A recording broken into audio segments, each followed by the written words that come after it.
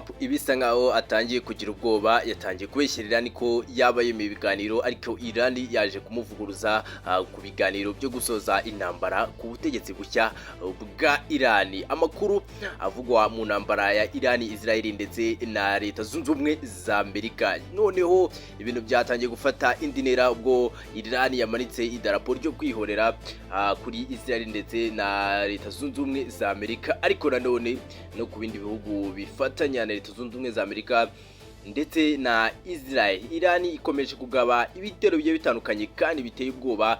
Noneho isi yose yatangiye kugira ubwoba. Kubera iki? Iran nyuma yo kugaba ibitero mu bihugu birenga 9 byose, ibihugu byinshi cyane ikaba yigeze no mu Burayi, aho kugeza ubu Iran yagabye ibitero mu Bwongereza, ikagaba ibitero mu Bufaransa ndetse n'andi agiye atandukanye. Ariko nanone Iran yagabye igitero kuri uyu wa kabiri, igabye igitero giteye ubwoba cyane kuri ambasade ya Amerika iri Riyadh yatewe na Hezbollah, igaba ibitero muri Israel. Bikomeje kuba indi ntera.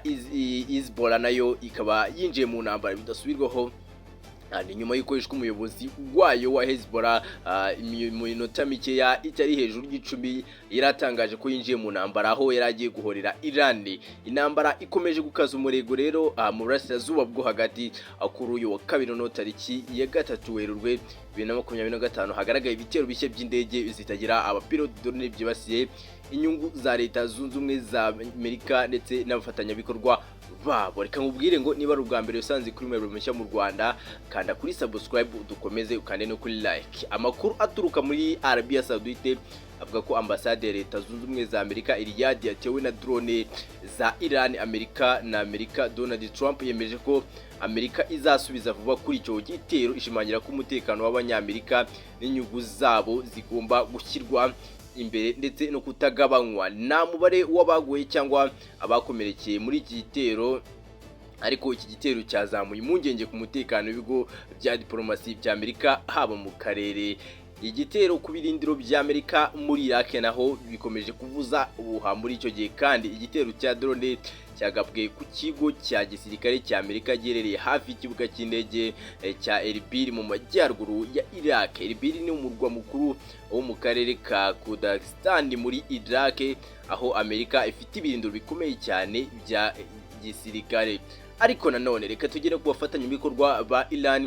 Hezbollah yatangaje ko yagabye ibitero kuri Israel. Mu itangazo yasohoye rero, umutwe wa Hezbollah watangaje ko saa 12 n'igice zo muri iki gitondo n'iminota 30 kuri uyu wa kabiri, Hezbollah yagabye ibitero by'indege ku kigo cya gisirikare cya Meloni giherereye mu majyaruguru ya Israel. Hezbollah rero yavuze ko icyo gitero kibasiye ikigo gishinzwe kugenzura no kuyobora rero ibikorwa by'ingabo zirwanira mu kirere bya Israel giherereye mu majyaruguru ya Palestina mu gace ka Garuwiro rero na Israel.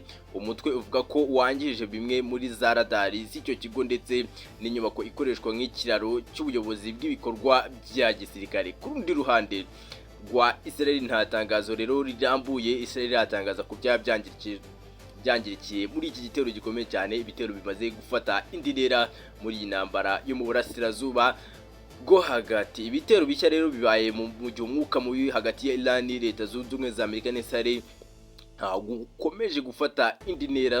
Gusa ku ruhande rw'abasesenguzi bavuga ko niba Amerika isubije nk'uko byatangajwe, bishobora kurushaho gukaza intambara mu karere, bikagira ingaruka ku bihugu byinshi cyane byo mu burasirazuba bwo hagati. Kugeza ubu rero amahanga akomeje guhamagarira impande zose kwirinda gukomeza kuzamura ubushyamirane hagati y'impande zirwana ndetse n'izitarinjira mu ntambara. Reka nkubwire ngo nahangambe nsoje amakuru yanjye avugwa mu burasirazuba bwo hagati.